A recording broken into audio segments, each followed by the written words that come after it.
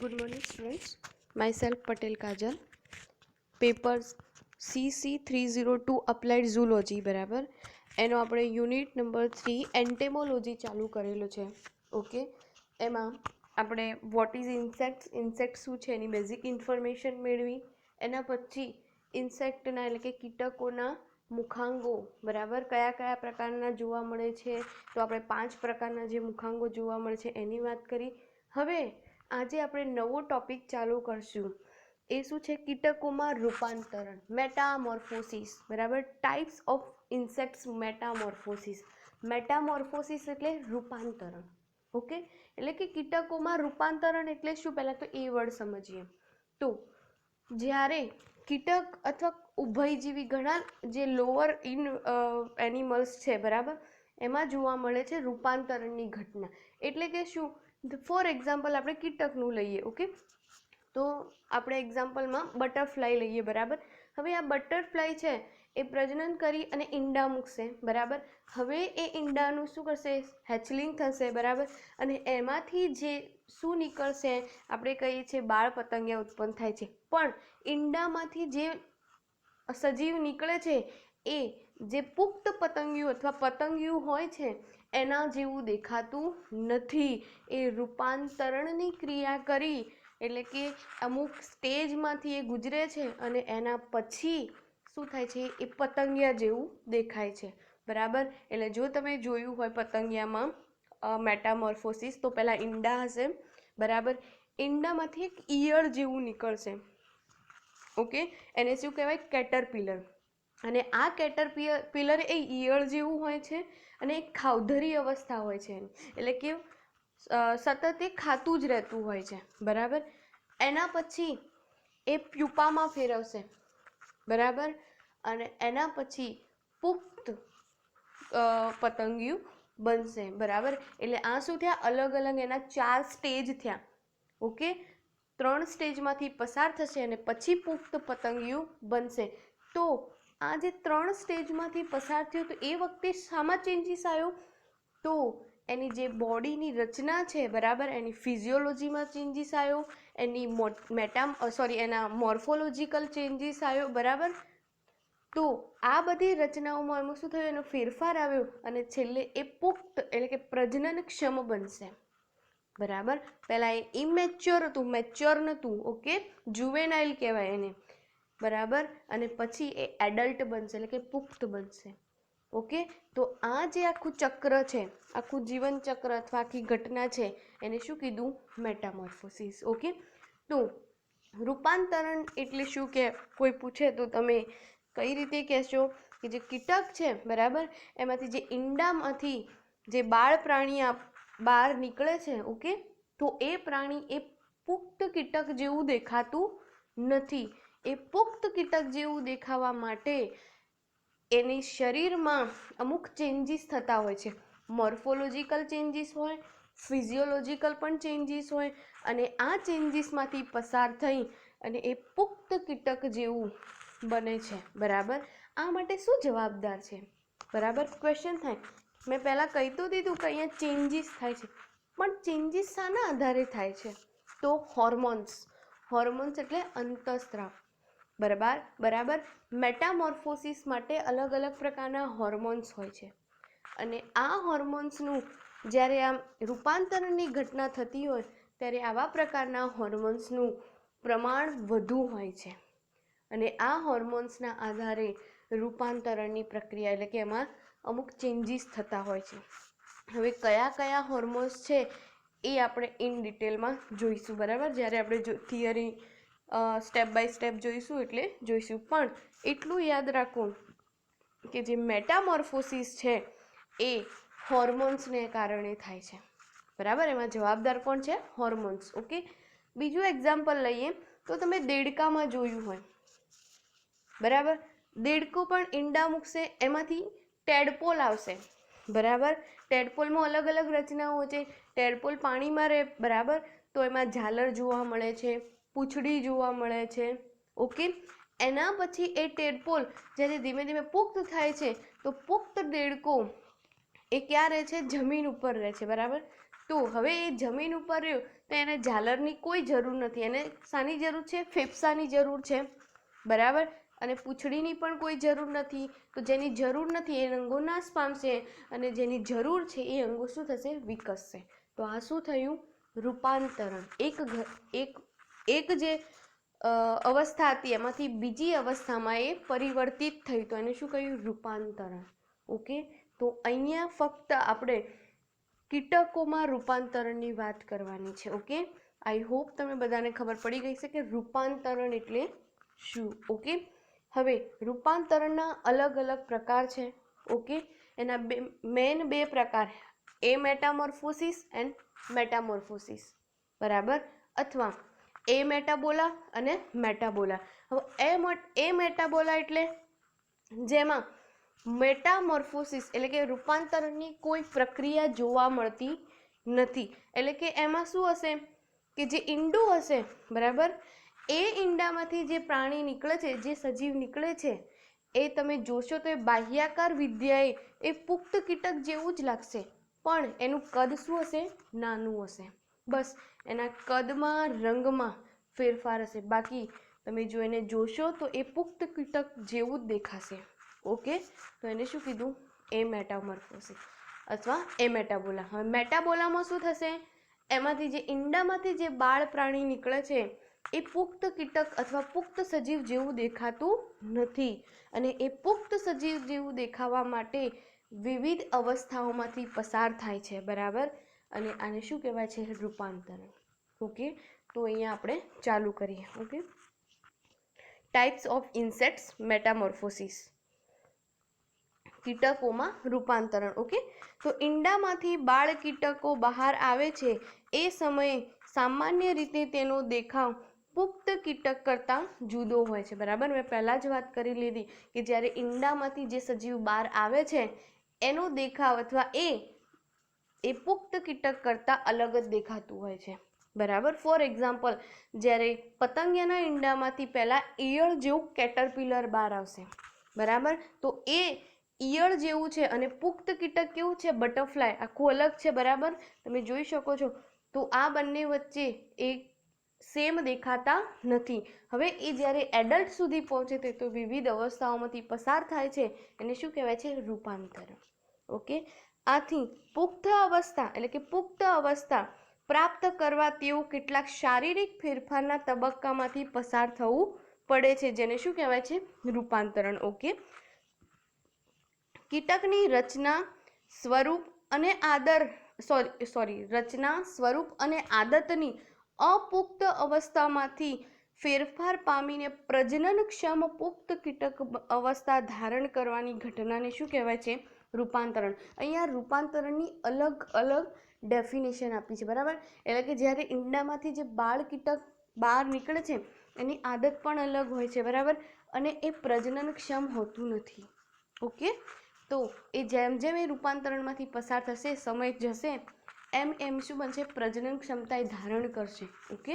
હવે આ રૂપાંતરણની ઘટનામાં મેં પહેલાં જ કીધું કે કદમાં પણ વધારો થાય છે, બરાબર. તો અહીંયા હોર્મોન્સ પહેલાં ક્યાં એફેક્ટ કરે છે? Cell division. ઓકે. એટલે શું થાય છે કે કોષોનું સતત વિભાજન થાય છે, જેના કારણે એનો ગ્રોથ વધે છે, એટલે કે એનું કદ વધે છે, બરાબર. સેલ ડિફરન્શિએશન પણ થાય છે. ઓકે. એટલે કે સેલ વિભેદિત પામે છે, ચોક્કસ પ્રકારનું કાર્ય કરવા માટે વિભેદિત થાય છે. ઓકે. કીટકોના જીવનચક્રમાં અનંત પ્રકારની ભિન્નતાઓ જોવા મળે છે. કીટકોના જીવનમાં મોટાભાગના નોંધપાત્ર ફેરફારો તેના રૂપાંતરણ સાથે સંકળાયેલા છે.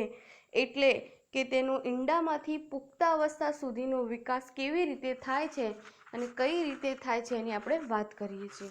ઓકે. તો ફર્સ્ટ પેરેગ્રાફમાં આપણે શાની વાત કરી? રૂપાંતરણની જે ડેફિનેશનની વાત કરી, બરાબર, કે રિયલમાં રૂપાંતરણ કોને કહેવાય. ઓકે. હવે આપણે વાત કરીએ રૂપાંતરણના પ્રકાર એટલે કે ટાઈપ્સ ઓફ મેટામોર્ફોસિસ. અહીંયા ફક્ત આપણે ઇન્સેક્ટમાં જ મેટામોર્ફોસિસની વાત કરવાની છે. ઓકે. કીટકના વિકાસના તબક્કામાં બાહ્ય દેખાવમાં થતા નોંધપાત્ર ફેરફારના પ્રમાણના આધારે રૂપાંતરણના પ્રકાર પાડવામાં આવ્યા છે અને રૂપાંતરણના આધારે કીટકોનું વર્ગીકરણ પણ કરવામાં આવે છે. ઓકે, એમાં પહેલો ટાઈપ છે, મેં પહેલાં જ કીધું કે જે કીટકોમાં જે રૂપાંતરણ છે એમાં બે ટાઈપ છે, એમેટાબોલા બરાબર અને મેટાબોલા. ઓકે, અથવા એમેટામોર્ફોસિસ. તો ફર્સ્ટ છે એમેટાબોલા. કેટલાક કીટકો રૂપાંતરણની ઘટના દર્શાવતા નથી. કેમ નથી દર્શાવતા જોઈએ. આવા કીટકોમાં માદા ઈંડા મૂક્યા બાદ તરત જ અને કેટલીક વખત માદાના શરીરમાં જ બાળ કીટક બહાર આવી જાય છે બરાબર. અને એ જે કીટક છે, જે નવજાત બાળક આવ્યું છે, નવજાત કીટક એ કદ, રંગ, ઉપાંગો વગેરે લક્ષણો સિવાય દેખાવમાં પુખ્ત કીટક જેવું હોય છે. એટલે કે અહીંયા શું કહેવા માંગે છે કે જે માદા છે એ ઈંડા મૂકે છે બરાબર, અથવા ઘણીવાર એવું થાય કે માદાના શરીરમાંથી જ ઈંડામાંથી બાળક બહાર આવે છે. ઓકે, જો ઈંડા બહાર મૂકે તો ઈંડામાંથી જે સજીવ બહાર આવે છે એ સજીવ પુખ્ત કીટક જેવું જ હોય છે, પણ એમાં શું ડિફરન્સ હોય કે એનું કદ કેવું હોય, નાનું બરાબર. પુખ્ત કીટકનું કદ મોટું હોય પણ બાળ કીટકનું કદ નાનું હોય. એનો રંગ થોડો ડિફરન્ટ હોય અને એના ઉપાંગોમાં પણ ડિફરન્સ હોય. ઓકે, આ ત્રણ લક્ષણ સિવાય એ પુખ્ત કીટક જેવું લાગે છે. ઓકે, તે ઘણી વખત નિર્મોચન પામીને વૃદ્ધિ પામીને કાર્ય અને જાતીય રીતે પુખ્ત કીટક બને છે. એટલે શું કીધું કે આવા કીટકો એ નિર્મોચન. હવે નિર્મોચન એટલે શું, તો મેં તમને પહેલાં જ નિર્મોચનની વાત કરી હતી, ફરીથી કરી લઈએ. નિર્મોચન એટલે કે જે સજીવ છે એ એના જીવન દરમિયાન એના જે બાહ્ય કવચનો સમયાંતરે ત્યાગ કરતું હોય છે. તો એ ત્યાગ કરે છે એને શું કહેવાય છે, નિર્મોચનની ઘટના બરાબર. ફોર એક્ઝામ્પલ, તમે જો દરિયા કિનારે ગયા હોય તો ઘણીવાર કરચલાના ઉપરના કવચ પડ્યા હોય છે ખાલી બરાબર. તો એ શું છે, એ અમુક સમયે એ કરચલા છે એનું બહારનું જે કવચ છે, બાહ્ય કવચ, એનો ત્યાગ કરી દે છે બરાબર. તો એ ઘટનાને શું કીધું, નિર્મોચન. ફોર એક્ઝામ્પલ, જે સાપ છે બરાબર, તમે એની સાપની કાંચળી જોઈ જશે. ઓકે, તો એ કાંચળી પણ શું છે, એ સમયાંતરે સાપ શું કરે છે, એનું બાહ્ય કવચ જે છે એનું શું કરે છે, ત્યાગ કરે છે. તો આ ઘટનાને શું કહેવાય છે, નિર્મોચન. સેમ અહીંયા પણ રૂપાંતરણની ઘટનામાં જે બાળ પ્રાણી છે સતત નિર્મોચનની ક્રિયા કરી અને પુખ્ત કીટકમાં ફેરવાય છે. ઓકે, સામાન્ય રીતે પાંખ વગરના કીટકોમાં આવી ઘટના જોવા મળે છે. For example, silverfish, springtail કીટક. ઓકે, સિલ્વરફિશ અને સ્પ્રિંગ ટેલ કીટકમાં એ મેટાબોલા પ્રકારનું મેટામોર્ફોસિસ જોવા મળે છે બરાબર. ઘણીવાર તમને એક્ઝામમાં જે એક્ઝામ્પલ જે આપ્યા છે કીટકના નામ, એના આધારે પણ ક્વેશ્ચન પૂછે બરાબર. એમ પૂછે કે સિલ્વરફિશમાં કયા પ્રકારનું રૂપાંતરણ જોવા મળે છે એ વર્ણવો. તો અહીંયા તમને આવડવું જોઈએ કે સિલ્વરફિશમાં એ મેટામોર્ફોસિસ પ્રકારનું રૂપાંતરણ જોવા મળે છે. ઓકે, અને પછી એને વર્ણવવાનું. હવે હું એમની ફિગર બતાવી લઉં. ઓકે, તમે જોઈ શકો છો અહીંયા આ એ મેટામોર્ફોસિસ છે. અહીંયા આ શું છે, એગ છે બરાબર. હવે એગમાંથી તમે જોઈ શકો છો, એગમાંથી બાળ કીટક નીકળ્યું. આ બાળ કીટક એ આ પુખ્ત છે, પુખ્ત કીટક છે બરાબર. તો એના જેવું જ છે, તમે જોઈ શકો છો. પણ શું ડિફરન્સ છે, એનું કદ કેવું છે, નાનું છે બરાબર. કદ કોનાથી નાનું છે, આ પુખ્ત કીટકથી. બાળ કીટકનું કદ નાનું છે. હવે ધીરે ધીરે એ નિર્મોચનની ઘટના કરી, ધીરે ધીરે એનું કદ શું થશે, વધશે બરાબર. અને પછી લાસ્ટમાં એ પુખ્ત કીટકમાં ફેરવાશે બરાબર. તો અહીંયા ખબર પડી ગઈ કે એ મેટામોર્ફોસિસમાં કઈ ઘટના થાય છે. ઓકે, તમે અહીંયા જોઈ શકો છો, આ બાળ પ્રાણી છે, આ પુખ્ત કીટક છે. બંનેમાં કયો ડિફરન્સ જોવા મળે છે, ફક્ત એનું કદ. ઓકે, બાકી તમે બાહ્યાકાર રીતે જુઓ તો એ સેમ જ લાગતા હોય છે. ઓકે, ચલો એના પછી આપણે નેક્સ્ટ જોઈએ. સેકન્ડ ટાઈપ છે મેટાબોલા. ઓકે, ફર્સ્ટ ટાઈપ જોયો. હવે સેકન્ડ ટાઈપ મેટાબોલા. તો મેટાબોલામાં ઘણા પેટા પ્રકારો પડે છે, એ આપણે પેટા પ્રકાર 1 by 1 જોઈશું. ઓકે, તો પહેલાં મેટાબોલા એટલે શું? તો આધુનિક પ્રકારના પાંખવાળા કીટકોમાં વૃદ્ધિ અને વિકાસ દરમિયાન સ્વરૂપ અને કદમાં સ્પષ્ટ ફેરફાર જોવા મળે છે ને રૂપાંતરણના સંદર્ભમાં તે નીચેના પેટા પ્રકાર પડે છે. એટલે કે મેટાબોલામાં કયું એક્ઝામ્પલ આવે? જે મેં પતંગિયાવાળું એક્ઝામ્પલ આપ્યું હતું, બરાબર. આમાં આવે જ છે પતંગિયાવાળું એક્ઝામ્પલ. હું તમને ફિગર બતાવીશ એટલે તમને ખબર પડશે. તો પતંગિયાવાળા એક્ઝામ્પલમાં શું હતું કે ઈંડામાંથી પહેલું કેટરપિલર નીકળે છે અથવા ઈયળ જેવું સજીવ છે, અને ઈયળ અને જે પુખ્ત સજીવ કેવું છે પતંગિયું, એ બંને અલગ અલગ છે. એની રચના પણ, એનું બાહ્યાકાર રચના પણ કેવી છે? અલગ છે. એ ઘણા બધા રૂપાંતરણોમાંથી પસાર થઈ અને છેવટે એ પતંગિયું બને છે, બરાબર. પણ એ મેટાબોલામાં કેવું હતું? જે બાળ પ્રાણી છે એ પુખ્ત પ્રાણી જેવું છે, પણ ફક્ત એનું કદ નાનું છે. ઓકે, અહીંયા એવું નથી, અહીંયા સજીવ જ આખું અલગ હશે. ઓકે, હવે એમાં જોઈએ. ફર્સ્ટ છે પ્લુરોમેટાબોલા. ઓકે, એનું બીજું નામ છે ગ્રેડ્યુઅલ મેટામોર્ફોસિસ, એટલે કે ધીમે ધીમે એમાં ચેન્જીસ આવતા હોય છે, બરાબર. તો એમાં જોઈએ, એમાં આપણે વંદાની વાત કરી શકીએ. ઓકે, તો એમાં શું હોય છે? કેટલાક કીટકોના રૂપાંતરણમાં વિકાસની ક્રિયા સરળ, ધીમી અને સીધા બાહ્ય દેખાવમાં ફેરફાર સાથે સંકળાયેલી હોય. એટલે કે તમે બહારથી જ જોઈ શકો કે હા ભાઈ, આમાં રૂપાંતરણની ક્રિયા જોવા મળે છે. ઓકે, ઈંડામાંથી બહાર આવતા બાળકને નિમ્ફ કહે છે. જે ઈંડામાંથી બહાર આવ્યું બાળ પ્રાણી, એને શું કહેવાય છે? નિમ્ફ. હવે નિમ્ફ એટલે શું? તો નિમ્ફ એ પુખ્ત કીટક જેવું જ લાગે છે, બરાબર, પણ એમાં એ જુવેનાઇલ હોય છે, એટલે કે એ મેચ્યોર હોતું નથી, બરાબર. એને શું કહેવાય છે? નિમ્ફ કહેવાય છે. તે ખૂબ સક્રિય હોય છે. નિમ્ફ કેવું હોય છે? સક્રિય હોય છે, એટલે કે ખાવધરી અવસ્થા, ઘણું બધું ખાતું હોય છે, ચંચળ હોય છે, બરાબર. કદ, રંગ અને જનન અંગો અને પાંખના અભાવ સિવાય પુખ્ત કીટક જેવું હોય. એનું કદ અલગ હોય, એનું રંગ પણ અલગ હોય, બરાબર. એમાં જનન અંગો ડેવલપ થયેલા હોતા જ નથી નિમ્ફમાં, બરાબર, કારણ કે બાળ પ્રાણી છે. અને એમાં પાંખ પણ શું હોય છે? અભાવ હોય છે. ઓકે, તે ઘણા નિર્મોચનમાંથી પસાર થઈને પુખ્તાવસ્થા પ્રાપ્ત કરે છે. અહીંયા પણ શું આવ્યું? નિર્મોચન, બરાબર. હવે નિર્મોચન એટલે શું? એ તો બધાને ખબર જ છે. ઓકે, જીવન ચક્ર દરમિયાન પહેલાં શું હોય? ઈંડામાંથી નિમ્ફ પ્રાણી બહાર આવે, એટલે કે નિમ્ફની ઘણી અવસ્થાઓ, બરાબર. અને એના પછી પુખ્ત કીટક, એમ 3 તબક્કા જોવા મળે છે. કયા કયા 3 તબક્કા? કે પહેલું ઈંડું, બરાબર. ઈંડામાંથી જે પ્રાણી આવ્યું એ નિમ્ફ.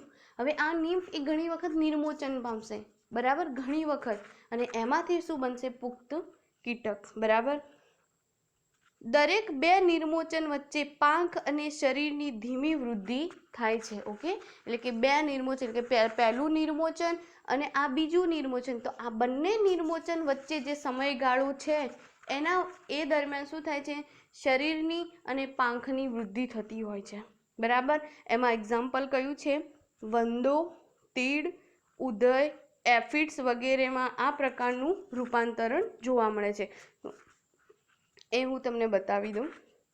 અહીંયા તમે જોઈ શકો છો, વંદામાં પણ અહીંયા જોવા મળે છે આવું, બરાબર. તો અહીંયા તમે જોઈ શકો છો, આ શું છે? એગ, એટલે કે ઈંડા. ઈંડામાંથી શું આવ્યું? નિમ્ફ, બરાબર. હવે આ નિમ્ફ શું થશે? નિમ્ફમાં મેં પહેલાં જ વાત કરી, ઘણા નિર્મોચનની અવસ્થાઓ થશે. તો આ પણ નિમ્ફ છે, આ પણ નિમ્ફ છે, બરાબર. અને એમાંથી પછી નિમ્ફમાંથી શું બનશે? એડલ્ટ, બરાબર. તો આ કયું છે? પ્લુરોમેટામોર્ફોસિસ. ઓકે, આ વંદામાં પણ આ જોવા મળે છે.